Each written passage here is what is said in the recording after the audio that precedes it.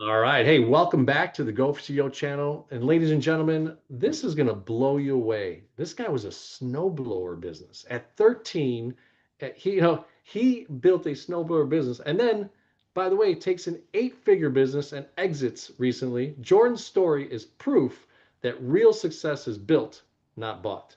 After scaling a DJ company in high school and later leading a technology advisory firm to massive growth, he's now transforming how businesses buy tech through AI and his company, IT Select. Featured in Forbes, FinTech TV, and International Business Times, Jordan has a blueprint for founders ready to move from chaos to clarity. And by the way, subscribe to the channel at the GoCO channel. So, Jordan, welcome to the channel, my friend. How are you? I'm doing good. It is Friday. Just happy to be going in the weekend here. Halloween next week, so we're truly kicking up the gear to the holiday season now. I love it. I love it. Well, look, we were talking a little bit offline that, you own several businesses and are starting to do this, podcasting thing to kind of get more content out there. And it's certainly, that time of business where podcasting and content and being relevant in the marketplace and showing your face and being that authentic self is really gravitating business and attracting those away from like, hey, is that an AI or not type of thing, right? So you never know who's deep faking you. But excited to kind of share. So in our community, we love to hear like, hey, what started Jordan? Like, where did he come from? Were you in corporate and then kind of learned some things and then launched your own thing, or were you always an entrepreneur as you did at age of 13 snowblowing? So take it away and give us a little bit of a feedback side.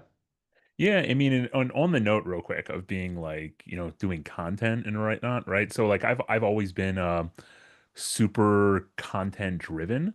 Like, if I have something meaningful to build or talk about, uh, I, I lose interest fast, right? So like, I like to put my stuff out there. So I want to see and hear what I would be interested in. What's funny is though, I'm also really comfortable being uncomfortable. So every new business I've started has felt like a little bit of standing on the edge of a cliff, right? You don't totally know what's next, but you jump anyway, and that's kind of where the growth happens with any of these businesses we're talking about. I've learned that being uncomfortable is kind of the point, right? You talk to all these entrepreneurs, and I've seen your other episodes, and I've seen you do your thing. And one of the things I've noticed they all have in common is that being uncomfortable is kind of the point. If you're always too comfortable, you're probably just repeating the same playbook. The magic really happens when you build something new, figuring it out in real time, and trusting that you'll make it work because you've done it before. And that's kind of where I'm at now with this new business or any of my businesses. No, it's interesting, right? And there's always success leaving clues, right? So each thing that you do, either hitting your head against the wall, or pushing through and breaking down a wall that you didn't think that was possible, and now is a new level, right? So Yep. really cool stuff. So obviously, all right, let's kind of almost org chart this thing. So you're at the head, you've got this mastermind, you're always thinking of ideas. A lot of people get confused, like, hey. Jordan's got eight businesses. Why don't I start eight businesses? Nah, let's slow down a second. Let's hear what Jordan actually did, right? And kind of that framework. And then obviously we can kind of go deeper on the main business that you're talking to us today. Sure. So yes, I have a lot of businesses. My dad actually likes to make fun of me. He likes to call me LLCJ, which makes cracks me up all the time. But so I've realized over a long time, a lot of mistakes, a lot of successes, that I enjoy the build, right, of the businesses. I really enjoy the build, right? Whether that is going out and getting the right tools, getting the right people, right? Building the right team, leading the right vision and finding it, right? That being said, what I've done is I have a great idea or I see an opportunity in the market. I'll build and scale that company, put an operator in place, and then I'll rinse and repeat. And once that operator is in place, though, at that point, I'm really looking to see what can we make better. I hate the term if it ain't broke, don't fix it, right? Like I hate that term. What I really like to do is figure out how can we continue to optimize? How do we continue to make it better? How do we continue to streamline, either reduce human capital or make something faster or give the customer a better experience? And while we're kind of always looking at these things, that's what I've done and continued to do in order to move on to the next business. So, Hmm. So what was your first business? Why don't we go into that? first business actually Your business. was having a snowblower. My dad bought me a snowblower when I was like 13, 14, Okay. and he'd throw it in the back of his expedition. And he would drive me around because I couldn't drag the snowblower when it snowed too much. He'd come pick me up at one house and drive me to the next house, and for like 20 bucks a driveway. That's what I was doing all winter. And I'm happy he did that because it taught me to, be out there in the cold doing hard work, even if it was for 20 bucks. But he didn't have to be driving me around with a snowblower in the back, right? So he definitely taught me to be entrepreneurial. Um, so yeah, that was my first one. Well, I feel the kinship of it.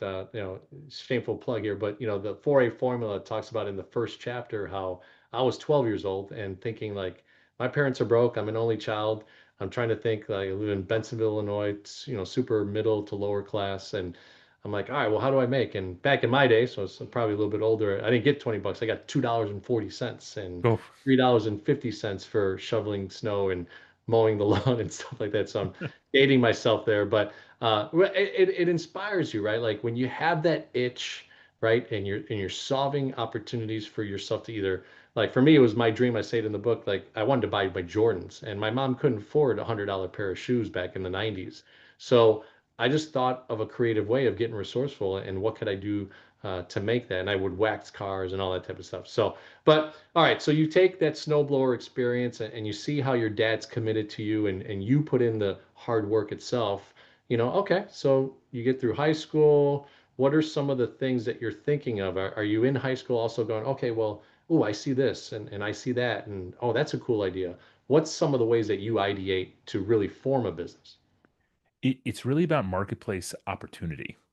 So, for instance, one of my earliest business, kind of in high school, kind of in college, my best friend is from Indian descent. So his older brother had a small DJ company, and Mhm. I was DJing like bar and bat mitzvahs in high school, and I was teaching myself how to do weddings and whatnot. And this is in the early 2000s. I would leave high school dances and go DJ a bar bat mitzvah or a wedding, or I would leave my own high school dance and DJ another high school's dance. Oh, wow. So, so I was hustling on the DJ side really early in the teens and early 20s. But my best friend and I, he knew the Hindi and Bollywood music, and I knew how to DJ. So we teamed up, and for many years, I was the only white guy in the DC metro area that was spinning Indian, like in South Asian music. So we became the go-to for fusion weddings. I mean, we were doing like 45 to 60 fusion weddings a year, and some of these events were 3 days each. So like Memorial Day weekend, right, and the weekend before and the weekend after Memorial Day, we would do a 3 day wedding. Thursday, Friday, Saturday. The next weekend we do a Friday, Saturday, Sunday, Monday. And if you had a fusion wedding, right, we were the group to come to. So we saw that as a marketplace opportunity. So we started marketing ourselves as the fusion wedding experts, right? We Mhm. realized there was nobody out there doing that, and we did that for many, many years, and we cleaned up in that marketplace because we saw the opportunity. Same thing with any of my other businesses. For instance, IT Select right now. There's nobody else out there that we are running into or hearing about delivering IT procurement as a service, um, with the same kind of deliverables that you would get from, say, a Deloitte or a PwC. So, marketplace opportunity right there as well. So, there's something about what you said, right, with that individual or that identified marketplace, right, with the fusion DJing. I want to touch a little bit on, how you started to develop a pricing model. I'm assuming at the beginning you had a certain price, and at the very end, I mean, you were probably three, four, 500% more. Could you tell us a little bit of that story? Because a lot of people, find something, but then never realize, oh, I could start charging more, and then the next one a little bit more, and then where did you hit that barrier of like, okay, somebody finally balked at $10,000 for the weekend, or maybe it was more? Yeah. I got a couple stories here. I'm trying to think of what I want to do. So, when you're building any sort of pricing model, right? I always say start with value, not cost, right? So a lot of founders, I feel like, and I'm going to relate this to not just the DJ side, just because I feel like this question could really open up, right? But Mhm. I feel like a lot of founders make the mistake of marking up expenses, but the real question is, what problem are you solving, or what itch are you scratching in the market, right? How valuable is what you're doing to the client or customer, right? So um, when to bring it back to the DJ question, we realized in the marketplace in the DC metro area, there was a lot of fusion weddings, right? People from DC marrying people of, Indian descent, like Jewish and Hindi and, Well, Muslim and Christian, right? Like we saw this and we started looking up, right? Who out there you can either go with an Indian wedding DJ group or, a bar and bat mitzvah group or a traditional wedding DJ.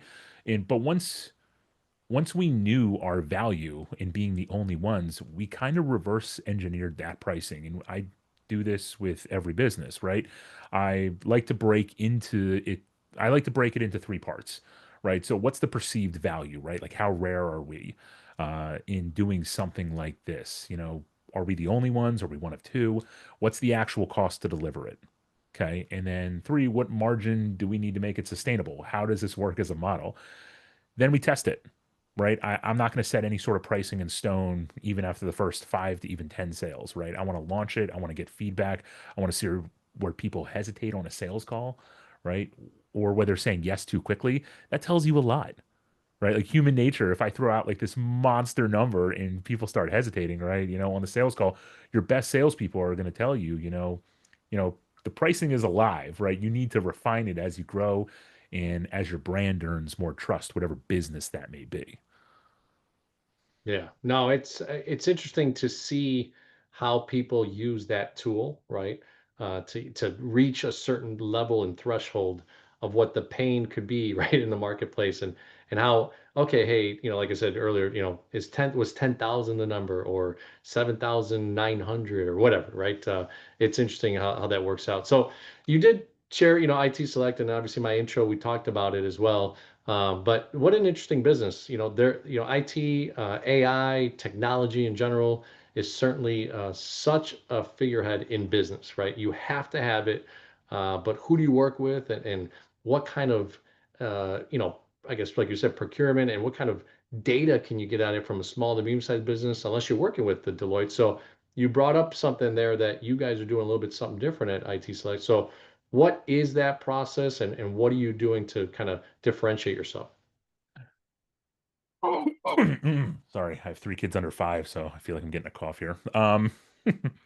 So IT Select, we're basically a tech advisory firm, right? We help companies buy smarter, and we talk about marketplace opportunity. Most of the companies that even touch on this IT selection as a service, which we've kind of coined, I put it in air quotes because it's really our thing, are really just doing this in the enterprise, right? Going to monster Fortune, 1,000 companies and saying, hey, we're going to tailor and white glove this procurement process for you. We're doing this in the mid market. Mhm. So, mid sized businesses that are trying to figure out what they actually need when it comes to the IT, things like connectivity, cloud, cybersecurity, and communications. And what makes us different, even than some of the big guys, is that we're using AI and benchmarking tools to compare hundreds of vendors in real time. So instead of months long procurement processes, we can usually get our clients the right solution in days, save them a ton of money while we're at it because we're benchmarking where these price points should be, whether it's a monster bulk purchase or just for the mom and pop brick and mortar here in Baltimore, Maryland. And the goal is really simple: help CTOs and IT leaders make faster, smarter buying decisions without wasting time or overspending. Mhm. So the model itself is speed, right? Yep. Accuracy with what they need to use. Are you implementing as well? No. So actually, all we're doing is we're the in-between procurement consultant. Hmm. So if, for example, I'm bringing you Comcast, right? Or if you said, Jordan and IT Select team, I'm opening up three new offices. I need internet at all three. I want the best possible price, and I want redundancy at all of these. So multiple providers at each. We'd go out to the marketplace. We'd figure out who has not only the best price, the least amount of build cost. If there's no internet in the area, maybe there is nobody, so we have to go get you a wireless option, and we bring it all to you on a silver platter. Now, typically, if you do that on your own, you're doing what I like to call Google foo. And you're out there trying to figure it out and really don't know. And you're dealing with a Comcast rep overseas, and then you're dealing with a Spectrum guy over here, and then you got to deal with, a CenturyLink guy over here. So we do all that for you, and we serve it up to you, and we say, here are your options. Here's your best price. And as soon as you give us the green light, we're going to go ahead and get it all for you. So yeah, I mean, what comes to mind is, I mean, it's like a one-stop shop for this specific area of your business, right? And how you bring these services into your business. Earlier today, with my commercial banking hat, I had a attorney, commercial real estate guy that is doing office space, shared office space real estate. Okay. And it's interesting because that would be a perfect fit, right? Like he goes into a building, he has, let's say, 40 spaces in this 5,000 square foot office that he's kind of partialed out. He needs to know each computer and each, router and each like internet thing, right? So I'm not smart enough to know about that stuff, but that is where my mind went. So in a sense, you created kind of a marketplace that you're saying that other IT companies are more talking cybersecurity, or they're talking like other areas, or No, they're not really. So if a company goes out, if your friend goes out and he's looking for cybersecurity, he's typically reaching out to one vendor at a time, okay. right? But now he's reached, if say he needs three or four quotes, just for comparison, Mhm. now he's dealing with three or four sales guys, three or four engineers, three or four, extra, SDRs to qualify him. Right there, that's nine people he's dealing with disparaging meetings all over his calendar. If he comes to us, he's only dealing with us. We give Mm, all of them the requirements. We are essentially the filter because he doesn't even know if he's reaching out to those cybersecurity providers if they are qualified to work with him if for the things that he needs. So we make sure all the vendors coming to your friend are qualified to talk to them within budget and have to go through us. So we're making the procurement process a lot smoother. nice. I will say over the last 5, 10 years, I've heard a ton of fractional CMO, fractional CFO, fractional, et cetera. In a sense, instead of hiring, I don't know what the salary would be, maybe 65 to $105,000 person inside of a company that has to do what you just said, they're coming to you as the company, right? And you're touching all these vendors that you're making it simplified for them to make a real decision, and that's such a time saver and such a money saver. It really becomes so valuable. So, all right, I'll go back to the pricing question. So, how did you figure out how to price this, right? Like, I mean, what is your time worth? Because if that guy had to talk to nine people, I'm assuming your company had to also maybe talk to those people. But where's the efficiencies, and how do you bill for that? That's a really good question. And we answer that on the first call anytime somebody talks to us. So we are free to use. Okay. We are what is called a indirect sales model, very similar to an insurance brokerage, right? You go to your insurance broker, he brings in all the healthcare plans that make sense for you. And once you pick one, that plan or provider pays them, right? Mhm. We are exactly the same. So we have negotiated commission rates and referral revenue share rates with thousands, actually thousands of providers. Mhm. So odds are we're going to have somebody, that is going to be qualified to talk to you from a budgetary and feature standpoint of what you need and compliance. Then from there, all you have to do is pick your provider. We will never have paper with the customer, which is nice. So you engage us by paper, I mean you'll never see an invoice from us. We engage on an NDA and a consulting agreement. That way, everybody is comfortable and secure and compliant. And then from there, there's no money exchange between us, though. Just like an insurance broker, they pay us once you pick the provider. Hmm. Very simple. That's an interesting model. I mean, obviously, I've seen it a ton, and being in those worlds of financial and insurance, seeing how that works. I've not heard of that, so interesting that you would be able to put a model together. Now, obviously you have different other businesses. Are any of them in a vertical that kind of complements IT Select, or have you built separate, I guess, entities that kind of have nothing to do with each other? What's the dynamic of the hierarchy and the org chart? All the entities are totally different. Okay. Totally different. They couldn't be more different. I have a wedding DJ company that does 400 something weddings a year. I have a bar and bat mitzvah company that just does bar and bat mitzvahs, corporate events, and photo booth work. Really custom, really cool photo booth work, actually. A lot of AI leveraging just in the photo booth space now, which is pretty cool. I can do a whole hour on that. But they're doing anywhere between 300 and 400 events a year. The IT Select is IT procurement. I invest in restaurants as well as SaaS tools in cinema, right? For startups in Denver. Little bit all over the place. None of them are really connected whatsoever. It's more about market opportunity. Okay, so I'm going to call you mini Elon Musk.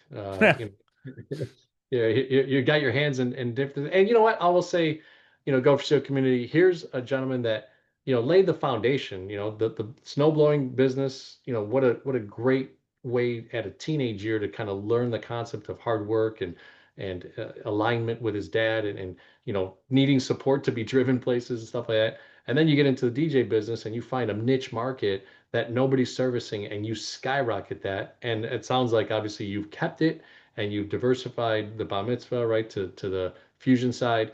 So what are you doing as far as tools, right? Because it sounds like, you know how to handle five, six, seven businesses, but not everybody can do that. It's not usually advised. You kind of concentrate on one thing, but you've Mhm. mastered this. But what are some clues that you could leave behind that allow you to be able to do this? And do you have a very regimented schedule? Do you know Tuesdays I talk to my IT Select guys, Thursday I talk to my Bar Mitzvah DJ guys? Like, what's your schedule per se? Everybody wants to talk about tech stack. It's the number one topic, right? For all podcasts. How do we use and leverage tech? Honestly, the biggest tools I use aren't fancy. There are systems that we create for visibility and accountability. For instance, like I live in Loom, I live in Slack, I live in Salesforce, I live in Monday.com. These tools, along with SOP platforms, allow us to scale, right? Giving the ability to document everything at once instead of explaining it 10 times will help any founder scale. End of story. The one thing that I always try to leave, people I'm coaching or friends of mine that are asking for help or other podcasts, it's remove yourself from one thing. And if you can document it, you can delegate it. Just remove yourself from one thing, though. If you go into every single week and you think to yourself, I'm going to remove myself from one thing each week, right? That's where scale begins. So going back to tools, right? Monday.com gives me a pulse on projects and how things are going. Salesforce is giving me a visual representation of our pipe and where we need to be. Are we on target? Slack is keeping communications fast but organized. Um, I'm a big believer in dashboards. We build and use them religiously. One weekly view that shows me sales, ops, client health, and sentiment at a glance. If something's red, I know where I need to jump in or I need to talk to my customer success team. But the real tool is, the mindset. You're talking about day and how I structure my day and whatnot. I'm a big believer in automating whatever I can, wherever I can. I delegate what I can't, and I get out of my team's way once they have that playbook that I lay out for them. My day, um, if we want to get into that, I'm one of those weird people. My wife makes fun of me constantly. I am in bed by 8:30. I help her put my kids down between 7 and 8 o'clock most nights, as long as I don't have meetings in a different time zone. But most nights between 7 and 8 o'clock, I'm putting my kids to bed. I got three boys under 5, so it is wild. I get the wrestling out, I just get it all out. From there, I'm in bed by 8:30. I'm sleeping by 9, and I am up. Alarm goes off at 4:30, and usually I am in the gym by 5 o'clock. In between 5 and 7, that's my me time, right? I'm not looking at emails. I'm not doom scrolling. I'm not one of those guys that's like, I have to pray in the morning or I have to journal or any. I'm not one of those guys, but I'm in the gym by 5. I'm typically in there till 6, and then I'm having just some like good dedicated me time to like read, watch the news, just catch up on current events. Um, from I would say 6 to 6:45, and then I'm in front of the computer by 7:15, and I'm just trying to get to inbox zero before 9. And if I can get to inbox zero before 9, I know I can work on the business and not in it the rest of the day. Hmm. Well, you left some great clues, and we keep on talking about success leaving clues, and I think it's a great segue, right? You touched on it slightly there, but you're doing coaching, right? So you're really kind of starting to put yourself out there as well. You know, you've been the CEO, founder, entrepreneur, casting visions, putting in implementations, building businesses, implementing key leaders to be able to take over those, and then just kind of delegating from the top, right, and working on the businesses. So you just shared kind of a nice framework of a time schedule. I know one of the guys I follow, Ed Milet, talks about 3 days in one day. So he does 6 a.m. to 12 p.m., 12 p.m. to 6 p.m., 6 Hmm. p.m., 12 a.m. And breaking up 3 days in one has given him, and I tried it, many times, and I've noticed that it's worked for me until about 10 because then I get pooped out. So like I need to get some rest after about 10:30, and the wife wants some time. So I don't know how you're doing it with 3 kids and not giving the wife more time after 8:30, buddy. So so but the coaching side, I'm very interested. So tell us what you're doing. Who are the target markets in your coaching? Are you working with C-suites, in enterprise level people? Are you middle market, like you said, that are continuously your current clients right now with IT Select? Who are you charting to work with on that side? So right now I'm working with founders and executive teams at mid-sized companies, people who've built something solid but that have hit a ceiling where growth starts to stall because everything is still running through them. Mhm. Typically, it's just entrepreneurs in their first, I would say, 2 to 3 years in their entrepreneurial journey. They're starting to get into this groove of everything going through them, trying to pull themselves out. A lot of my clients are in that 5 to 50 million range, smart, driven operators who've outgrown the grinded out phase, so to speak. They need systems, they need people, they need structure to scale. Um, so I do that in group coaching, but I also do a few entrepreneurs. I'm really selective about it, right? Entrepreneurs one on one who are transitioning from being the doer to the leader, helping them set up their dashboards, delegate with confidence, really just put themselves in a position to work on the business and not in the business. Hmm. So take us through, when was your first opportunity, right? Running all these businesses, getting to a point where you're working on instead of in, frees up some mental space. And now you say to yourself, oh, okay, I'm willing to take on someone.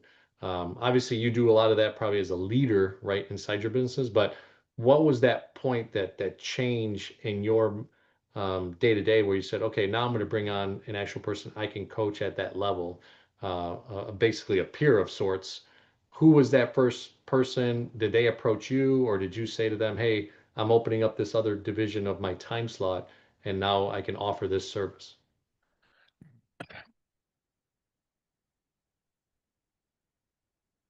This is a good question because it wasn't somebody outside of my businesses. So I mentioned earlier, um, I like to put operators in place at all my businesses. So I kind of fell into coaching without realizing it. I was helping friends and my own operators in my Mm, business, right? I was helping the friends who ran their businesses. So I'm a part of EO Entrepreneurs Organization. I had people coming up to me and asking for advice and how to break things down. But I was just giving them advice on systems, delegations, stuff I'd already screwed up and learned from. And one day I noticed they were actually using it and it was working. And then it kind of clicked for me when someone said, "Hey man, you realize you're coaching, right?" It was very almost that, you realize you're doing this. And I was like, oh, this isn't just consulting. This is helping people differently and how they run their businesses. And I'm a big believer that if if you want to if you want to get fit, help people get fit, right? If you want to make a lot of money, help people make money. If you want to be good at public speaking, help people be better at public speaking. I think if you put your skill set out into the world, right, it's going to come back to you tenfold. And I think that's what I'm realizing right now. I'm really good at optimizing, automating, and injecting AI and, ultimately scaling. So I think my knowledge right now is in focus is just how do I put it into the world? Going into that content and making myself uncomfortable and putting myself in that uncomfortable situation. That's what I realized I was already doing. I was already coaching. So I realized I loved that part of coaching and watching someone go from totally overwhelmed to finally breathing again because their businesses aren't on fire or on their shoulders anymore. And that's when I feel like I knew I could do this as a business line and really help people. Okay. So there's been a theme in my questions, pricing, right? So, once you had this aha moment, light bulb went on. Oh, wow, I'm actually coaching within the leadership structure that you've already implemented within your businesses, and now you're doing it with an outside scenario. What is your style of pricing in that scenario? Does it go back to the same model that you've used before in every other business, or did you have to tweak some things because now it's your personal time, right? And are Hmm. you a one-to-many guy? Are you a one-on-one guy? Are you hey, let's go on retreats guy? Like what has been your style as you started to put this thing together? So with coaching, I keep it simple. I don't price by the hour. I price it by what I think the transformation is. And I'm not going to like dive into numbers. You got to reach out if you want to talk about it. But the question I ask is, what's the value of helping a founder get out of their own way and getting 10 to 20 hours back a week, or unlock another million in revenue because they finally got out of their own way? For one-on-one coaching, because I'm going to do two separate offerings. It's going to be group coaching and then one-on-one coaching. For the one-on-one, there's going to be a monthly retainer that gives structure but keeps flexibility. For the group, it's really going to be tied to lessons and materials, and then a ton of things that I use on a daily basis to help them unlock not only more time but the ability to delegate and automate. Things like systemizing operations and rebuilding and reporting. I found that if someone's only focused on what it costs, they're probably not ready yet, if we're Hmm. being real, right? They should be looking at the transformation on what they get back. But when they see the value, price really isn't the conversation anymore. Hmm. Hey, they say in the absence of value, price is an issue, right? So uh, it's a great quote. I love to use that in my commercial banking hat. I kind of work in that same vein of I don't really charge anything, right? But my value is in my connections, the network that I have, the guys Yep. that I know, who I'm aligned with. Chapter 2 of my book, Selfishly, right? Is like, if you could put yourself in the right room and in right table and with the right people around you, man, business becomes a bit much easier to do because you have the right people and implement it, and you have agreements and thoughts and or reciprocation opportunities, reciprocity, as they say, to be able to do business with each other and really grow together. So I love that you're in this space, man. It's really cool to hear Thank the you. stories, the journey that you've been in, the way that you've developed yourself, and now to kind of have a light bulb moment and go, hey, I don't necessarily, need to be in my businesses. So why not be able to capture another tool that I love, which is what you do best, right? So where's that next level for you? What are you thinking with this business? Are you also, and I don't know if this is true, but have you already set up, I guess, a website that has videos, or are you plugging people into like virtual training for the one-to-many side? What's kind of your Good, good question. So a lot of, you talk about value earlier, and that there's people always are concerned about price if they don't see the value, right? So um, I think my real value is helping founders see the thing they can't see, the stuff that's keeping them stuck but feels normal to them. I'm sure you hear it all the time on your podcast, right? It feels normal to them. That's what they've done. But I've built, sold, scaled businesses, so I know what it's like to be buried in that day to day. I don't want to make another course for people to go to. I want to give them my time. I want to give them my knowledge. So we're actually going to be launching a website just kind of outlining like my world. Hey, Mhm. this is the entertainment space I'm in. This is the IT consulting space I'm in. This is business coaching. This is speaking. Uh, I think that a better way to do this is in coaching is in these cohorts, right? This is the thing we're going to be talking about this month. You have access to me a certain amount of time for one-on-one coaching, doing a half a day or a full day per quarter, and then once a week meetings with these individual one-on-ones. I think is going to be the way to go. I just don't want it to be another course, right? Mhm. People, I feel like if they are entrepreneurs, they're trying to do things their own way and they want influence from others, but they also want to learn how to scale. And to put them through a course without real feedback in real time, I don't think is a good use of an entrepreneur's time. I know there's a lot of people out there successfully doing it. It's just not the way I'm going to do it. I think there's a better way. So in a couple weeks, we're going to be launching in 2 weeks, actually from today. Today's October 24th. In 2 weeks from today, we're going to be launching jordansolinder.com. It's going to outline all of this, and then people can reach out, and I'd love to work with them. All right. Well, you skipped to the end there, giving people how to get a hold of you. But no, I love it. It's really cool stuff, and how interesting. And as a guy that just wrote a book and became an author, is that in the plans at all? Or maybe you already have a book. I didn't read in the bio if you had a book. So is that in the plans? Do you care? Would that be something that would add value? No book in the immediate future. I've thought about putting my ideas and frameworks, pen to paper. Thought about it, possibly could be, but no immediate plans right now. No. All right, all right. So, look, we like to end our interviews with CEO, and you touched pretty much on all of them, but I really like to get nitty gritty at the end. The value proposition, as we call it. So, C is client engagement, right? Client experience. I'm sorry. So, client experience. So, when you think about all the businesses, right, and maybe they have obviously each client has a different journey in each one of those. But when it truly comes to the core, what you believe as CEO and a founder of a company, when you think about client experience, what would you say is a 30 or 60-second, loop of to share with people on this audience that what would client experience look like doing business with you or any one of your businesses? So, as far as client experience, just make sure I'm understanding. Yeah, the client experience journey. Yep. So, the client experience with me for any of my businesses, including coaching, is super hands on at first. We're literally going to map out how you spend your week. We're going to figure out what decisions only you can make in the coaching stuff. We're going to figure out where we can build systems where people around you. I said earlier, if you can document it, you can delegate it. If you don't Mm, have SOPs, we're going to put a system in place. If you don't have an EA, we're going to go get you one. Once that's in place, I'm going to help you build a rhythm, dashboards, check-ins, leadership habits, so the business starts running without you constantly firefighting. So you can work on the business and not in the business. If you're an entrepreneur, you didn't become an entrepreneur to just build yourself a job. So, from a client experience, super hands-on in the coaching business. In every one of my other businesses, though, there is always a lot of hand-holding and providing value for whatever they're receiving from any of the businesses, though.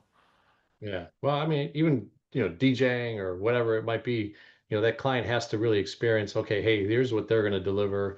And again, as we talked about value and price, right? So, all right. So E is for engagement. Like Jordan, when people engage with you, your employees, your leadership team, your vendors, your clients, is there anything that you're doing that's different, right? Are you a retreat guy? Do you like dinners? Do you host events at your house? Like, what is it that helps people to engage with Jordan?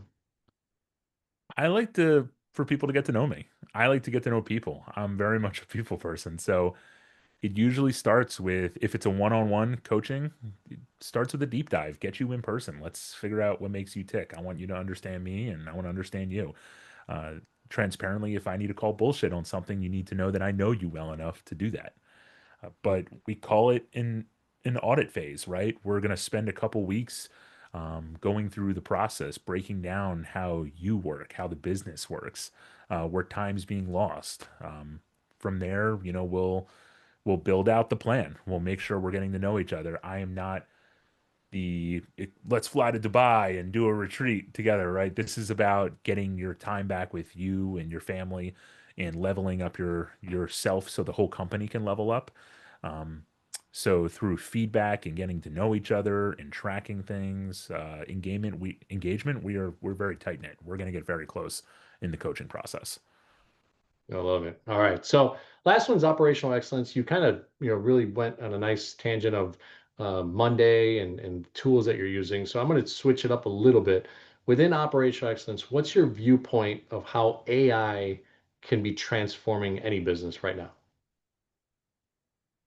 Loaded question. Loaded question. Loaded question.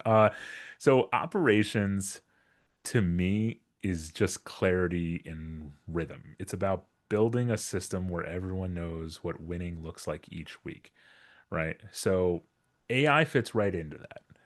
And I don't see AI as replacing people, as a lot of people are thinking it is, right? It's not a human capital replacement. I see it as removing the noise. It handles the repeatable stuff, right? All the little things that everybody's doing on a daily basis, it's handling the repeatable stuff. So your team can focus on high value work, decisions, relationships, creativity, customer support, right? Right out of the gate. So at IT Select, for instance, we're using AI to make smarter buying decisions. At the DJ company, we're using AI to pick up the phone and call brides and corporate event clients as soon as they submit info and get them pricing and what they need. Um, AI is not about doing more, it's about doing better. The founders who figure that out early are going to build faster, leaner, and way more resilient companies.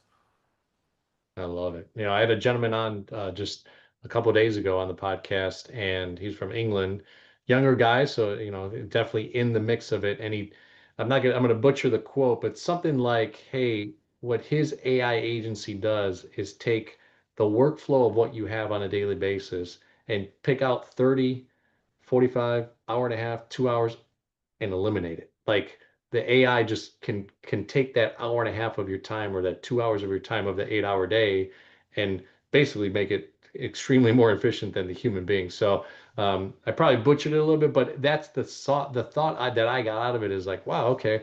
Because yeah, look, I mean, and let's be honest, there's a lot of people out there, and I love Tony Robbins and all these guru guys, and they're great guys too, and they built Sure. tons of value in the marketplace.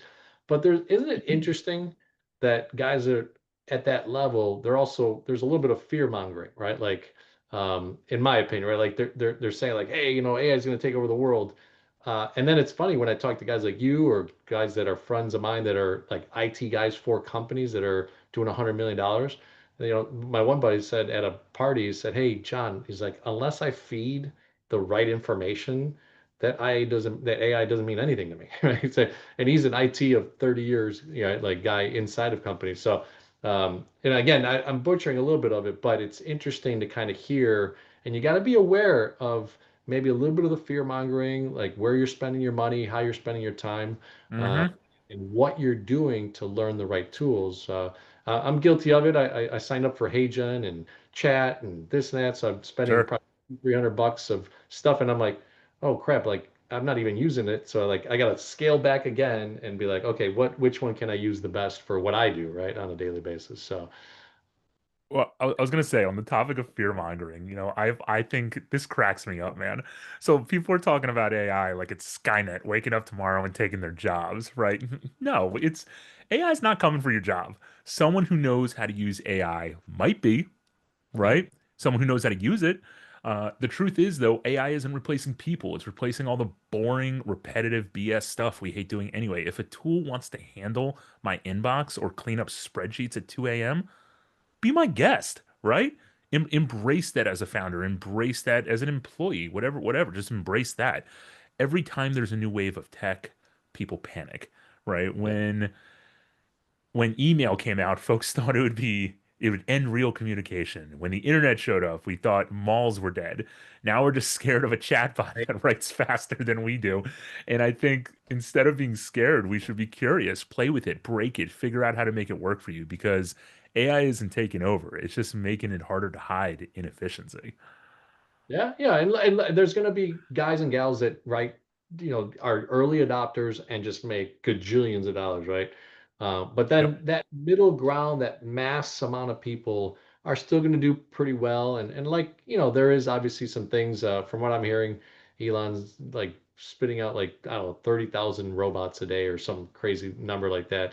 From what for the types of jobs that unfortunately, I mean, they're a little bit minuscule. So we've got to figure out as a society what we do with the people that maybe, will lose their job, but then also where can we implement them? What can we do? And all that type of stuff. So, well, Jordan, it's been a pleasure talking to you. Super successful, entrepreneur, founder, idea maker in what you do.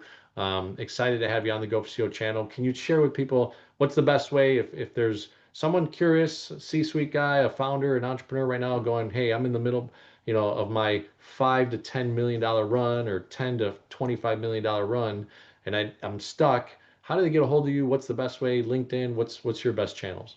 Instagram, TikTok, um, Facebook. It's always going to be at jordan.solander, or go to our website, jordansolander.com. I'd love to chat with you.